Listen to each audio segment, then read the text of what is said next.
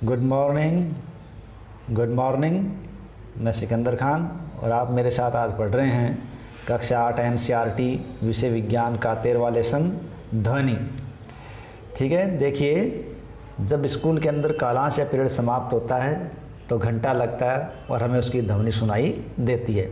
इसी प्रकार दरवाजे पर जो खटखटाता है उसकी ध्वनि हमें सुनाई देती है। और तो और जब लुका छिपी के खेल के अंदर एक खिलाड़ी की आंखों पर पट्टी बंधी होती है तब वो दूसरे खिलाड़ियों को पकड़ पाने में समर्थ होता है। इसका कारण क्या है? ध्वनि, यानी उसके पदचाप का हमें पता चल जाता है। तो ध्वनि क्या है? ध्वनि एक स्थान से दूसरे स्थान पर जाने वाला एक तरीका है जो हमें सुन जाता है। ठीक है, लेकिन ये जाती कैसे है, उत्पन्न कैसे होती है, इन सब के बारे में अपन इस लेसन के अंदर जानकारी प्राप्त करेंगे कि ध्वनि उत्पन्न कैसे होती है, वो एक स्थान से दूसरे स्थान पर कैसे जाती है, ध्वनि को हम सुनते कैसे हैं, कुछ ध्वनियाँ प्रबल होती है, कुछ ध्वनियाँ क्षीण होती है। ऐसे प्रश्नों का जवाब में इसी पाठ से मिलने वाला है। देखिए, यहाँ कुछ वाद्य यंत्र दिखा रखे हैं। तबला है जिसको थाप करके बजाया जाता है, सितार है इसके तनी तार को छेड़कर बजाया जाता है, खींचकर बजाया जाता है। उसी प्रकार बांसुरी फूंक मारकर बजाई जाती है। और हारमोन है वो अपनी उंगली से बटन को और हाथ से उसके पर्दे को हरकत करके बजाया जाता है। तो अलग अलग प्रकार का संगीत उत्पन्न किया जाता है। तो सबसे पहली बात हम यहाँ देखें, ध्वनि कैसे उत्पन्न होती है, ये हमारा पहला प्रश्न है। उसका जवाब है ध्वनि कंपित वस्तुओं के द्वारा उत्पन्न होती है। तो ध्वनि कैसे उत्पन्न होती है? ध्वनि कंपित वस्तुओं से उत्पन्न होती है। विद्यालय की घंटी को जब हम छू के देखते हैं तो उसमें कोई कंपन नहीं है, लेकिन जैसे ही हम उसको चोट करके फिर कंपन छू कर देखेंगे तो वो कंपित करता हुआ महसूस होता है। इसी प्रकार देखिए, क्रियाकलाप में दे रखा एक धातु का एक पात्र है, उसको लटका दिया गया है और उसको चोट की जा रही है। चोट करके उसके जो किनारे हैं उसको छूकर देखते हैं तो वहाँ हम एक साफ साफ कंपन अनुभव हो सकते हैं। इसका मतलब जो ध्वनि उत्पन्न हो रही है वो कंपन के माध्यम से उत्पन्न हो रही है, और जो भी पात्र है, वस्तु है, वो कंपन करना बंद कर देती है तो ध्वनि स्वतः ही बंद हो जाती है। इसी प्रकार एक दूसरा क्रियाकलाप हमारे सामने दिया गया है। एक पेंसिल बॉक्स है, इस पेंसिल बॉक्स पर एक रबड़ का छल्ला चढ़ा दिया गया है। ठीक है, और फिर इसके दाएं बाएं दोनों तरफ रबड़ के नीचे एक एक पेंसिल लगा दी गई है। इसके कारण क्या हुआ कि रबड़ है उसका छल्ला तन गया। अब उसको बीच में से पकड़कर जब छोड़ते हैं तो हमें ध्वनि सुनाई देती है। रबड़ का छल्ला है वो कंपन करता है। इसका मतलब कंपन के द्वारा ध्वनि उत्पन्न होती है। अब बात है तो कंपन कैसे उत्पन्न होता है, यानी ध्वनि तो कंपन से पैदा होती है, तो कंपन कैसे पैदा होता है? देखिए कि जब कोई वस्तु की अपनी मध्य स्थिति के इधर उधर या आगे पीछे होने वाली गति को कंपन कहते हैं। कोई भी वस्तु है वो अपनी मध्य स्थिति के इधर उधर गति करती है, दाएं बाएं आगे पीछे, तो उस गति को हम क्या कहते हैं? कंपन कहते हैं। रबड़ के छल्ले को कर्षित करके या बीच में खींचकर छोड़ देते हैं तो ये भी कंपन करने लगता है और ध्वनि पैदा कर देता है। ठीक है, तो इसका मतलब कंपन के दौरान ही ध्वनि पैदा होती है और कंपन बंद हो जाते ध्वनि अपने आप ही बंद हो जाती है। यहाँ एक और हमें 13.3 में क्रियाकलाप दिया गया है कि धातु एक थाली लेते हैं और थाली के किनारे पर चम्मच से आघात करते हैं। उस किनार को बाद में जब छूकर देखते हैं तो हमें कंपन महसूस होते हैं।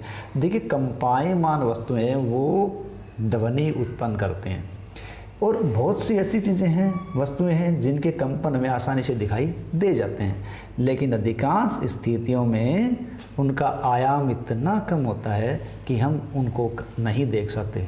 यानी कुछ वस्तुओं के कंपन में दिखाई देते हैं, कुछ के नहीं देते। जिनका आयाम ज़्यादा होता है उनके कंपन में दिखाई दे जाते हैं, जिनका आयाम कम होता है उनके कंपन में दिखाई नहीं देते। ठीक है, तो हमें ये पूछा जाए कि कुछ वस्तुओं के कंपन दिखाई क्यों नहीं देते, इसका कारण क्या है? इसका कारण है उनका कम आयाम होना। ठीक है, लेकिन हम अनुभव कर पाएंगे। इसी प्रकार एक तारा दे रखा है, इस एक तारे को तार है उसको खींच करके ये ध्वनि उत्पन्न की जाती है। यहाँ देखिए हमें एक टेबल दे रखी है, जैसे वीणा है, तो वाद्य यंत्र तो हो गया वीणा। अब ध्वनि उत्पन्न करने के लिए कौन सा भाग काम मिलेंगे? वो है तना हुआ तार या डोरी। इसी प्रकार तबला ले तो उसमें तनी हुई झिल्ली है वो काम आएगी। हम अलग से अपनी तरफ से उदाहरण लें तो हम ले रावणहत्ता, तो रावणहत्ता के अंदर भी हमारे पास एक 2 तारों का हिस्सा होता है, यानी 2 इसके भाग हैं, एक भाग हाथ में रखते हैं, दूसरे हाथ को उस पर रगड़ते हैं, तो दोनों के तार जब तड़े जाते हैं, घोड़ी के तार होते हैं, वो घोड़ी के बाल होते हैं, तो उनके आपस में रगड़ा कर ध्वनि पैदा की जाती है। इसी प्रकार ढोल है, मजीरे हैं, इनको टकरा कर थाप करके बजाया जाता है। संभवतः आपने मजीरा, ठीक है, मजीरा यानी मांझ, झांझ, ये तो मंदिरों में बजाई जाती है। घटम घड़े जैसा होता है, नूट ये मिट्टी के बर्तन है, करताल जो हाथ में लेकर बजाई जाती है, 2 टकरा कर ध्वनि पैदा की जाती है। ये ऐसे वाद्य यंत्र है जो हमारे देश के अलग अलग हिस्सों में बजाए जाते हैं। इनको पीटा जाता है, आघात किया जाता है, तब जाके ध्वनि पैदा करते हैं, ठीक है। तो इस प्रकार ये एक घटम वाद्य यंत्र दिखा रखा घड़े जैसा, और ये मजीरा दिखा रखी है जो कि मंदिरों में अक्सर बजाई जाती है। अब देखिए जल तरंग आपके सामने दिखा रखा है। इस क्रियाकलाप में दे रखा है कि 6 से 8 कटोरे या गिलास लीजिए जो कि धातु के बने हों, और उन्हें एक दूसरे से आगे क्रमशः बढ़ते हुए जल स्तर के आधार पर जचा दें। यानी पहले गिलास के अंदर जितना पानी डाला है, दूसरे गिलास में उससे ज़्यादा हो, तीसरे गिलास में दूसरे से ज़्यादा हो, और तीसरे के बाद चौथे में उससे भी ज़्यादा हो, 5वें में उससे ज़्यादा हो, 6ठे में उससे ज़्यादा हो, 7वें में उससे ज़्यादा हो, 8वें में उससे ज़्यादा हो। कहने का मतलब है जैसे जैसे हमारा पात्र आगे चलता जाता है संख्या में, उसी प्रकार उसमें जल की मात्रा है वो बढ़ती जानी चाहिए। फिर हम क्या करते हैं कि पहले पात्र से एक धातु या किसी अन्य वस्तु को टकराते चलते हैं, और लगातार वो 8 तक चलती है क्रम से, तो लगातार इस प्रकार बढ़ते हुए जल स्तर के अनुसार वो एक अलग ही प्रकार का संगीत पैदा करती है। वो बड़ा मधुर लगता है, ये जल तरंग कहलाती है। जब हम किसी वाद्य यंत्र जैसे सितार के तार को कर्षित कर रहे हैं, खींचते हैं, तो हमें केवल तार की ध्वनि सुनाई नहीं देती, बल्कि उसके पूरे के पूरे यंत्र की हमें ध्वनि सुनाई देती है, ठीक है। तो उस पूरे यंत्र से ध्वनि उत्पन्न होती है, इसका कारण क्या है? कंपन पूरे में हो रहे हैं। इसी प्रकार जब किसी मृदगम, देखिए मृदगम जो शब्द आया है मृदंग, देखिए मृदंग है वो दक्षिणी भारत के अंदर का एक वाद्य यंत्र है, और वो वाद्य यंत्र कौन सा है? ये वाद्य यंत्र है थाप या थपकी देकर बजाने वाला।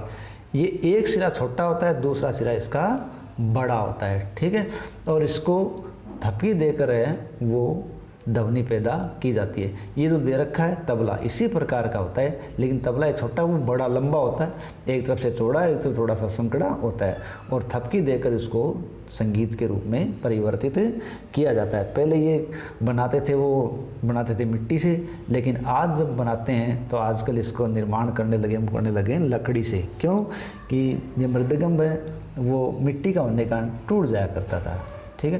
तो इस प्रकार से ध्वनियाँ हैं वो उत्पन्न की जाती हैं, ठीक है।